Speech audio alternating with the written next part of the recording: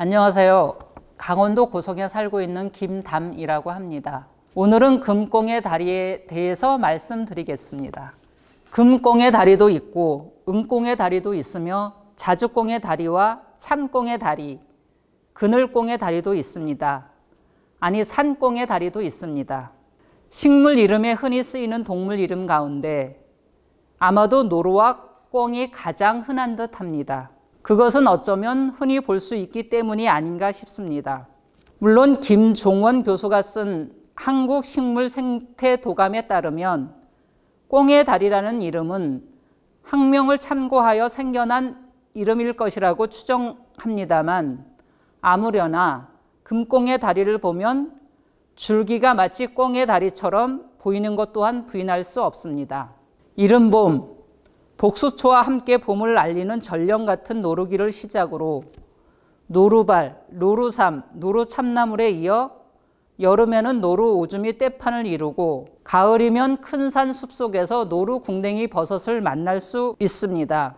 하지만 노루, 고라니는 현재 농부들이 제일 밑강스럽게 여기는 골치 아픈 동물이 되고 말았습니다. 고라니는 흔하고 또한 작물을 해치는 유해조수라고 해서 미움을 받지만 한반도에서 멸종하면 다시 볼 수 없는 동물인데도 말입니다.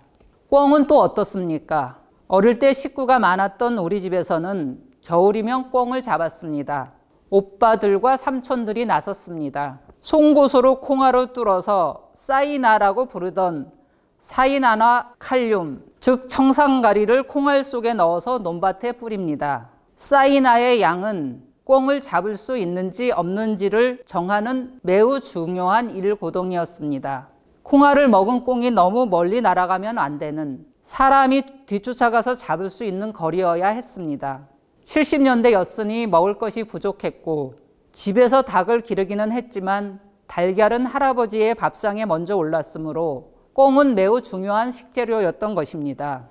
꽁은 이름도 뭉뚱그리지 않고 수컷은 장기, 암컷은 까투리, 새끼는 꺼벙이라고 불렀습니다. 장기를 바탕으로 한 소설인 장기정과 이 소설을 바탕으로 한 장기타령도 있습니다.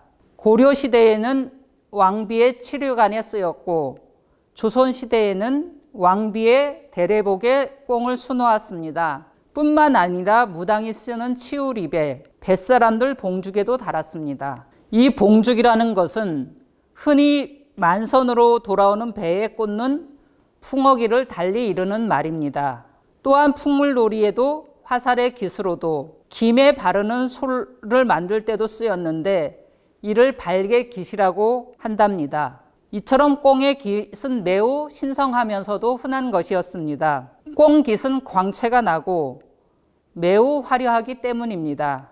매 사냥할 때 주요 대상이 꽁이었다고 합니다. 지금 우리 마을에서는 아무도 꽁을 사냥하지 않습니다만 그렇기 때문에 꽁이 흔해졌습니다. 늦가을부터는 꽁들이 무리를 지어 산 기슭이나 버덩이에 모여 있는데 잘 날지 못하고 좀 굼뜬 편입니다. 설설 기어가는 꽁을 보는 것은 큰 즐거움이나 눈앞 발치에서 난데없이 꺽꺽 푸드덕 날아오는 꽁은 좀 얄밉습니다. 꽁도 놀랐을 테지만 저 또한 화들짝 놀랄 수밖에 없기 때문입니다. 그런데 또 꽁짓깃이 빠져라 수풀 속으로 달아나는 꽁을 지켜보는 마음은 좀 우습기도 하고 안타깝기도 합니다. 꽁은 머리만 수풀 속에 감춘다는 속담을 비롯하여 꽁을 소재로 한 속담이 퍽 많습니다. 금꽁의 다리는 한국 특산종이랍니다. 소개될 때 중부 이북에서 자라고 흔히 산지에서 자생한다고 알려져 있습니다만 우리 마을에서는 냇가, 작별이에서 흔히 볼 수 있습니다. 습한 곳을 좋아하는 듯합니다. 꽃이 피는 시기가 겹치는 부초꽃은 무리를 지어서 피는데 금꽁의 다리는 저홀로 피고 있습니다. 그렇더라도 여러 개의 줄기가 한꺼번에 자라기 때문인지 짙푸른 갈대숲에서도 도드라져 보입니다.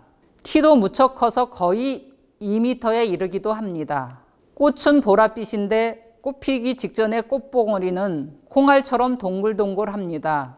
송알송알 맺힌 꽃은 화려한 듯 하면서도 소박합니다. 노란 수술에 들러붙어 있는 벌떼와 씨름하며 꽃을 봅니다. 다음에는 다른 식물로 찾아뵙겠습니다. 고맙습니다.